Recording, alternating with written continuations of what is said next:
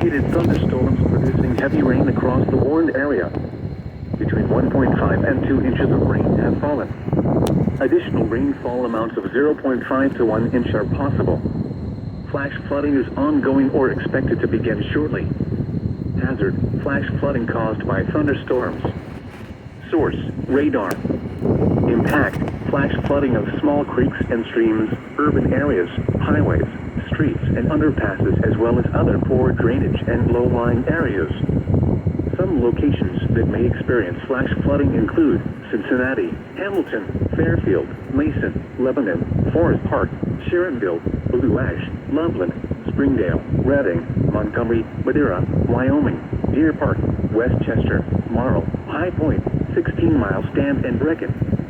Move to higher ground now. Act quickly to protect your life.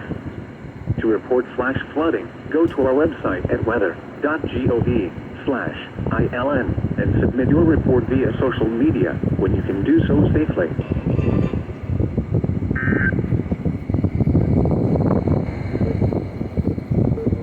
NWR Weather, All Hazards Radio.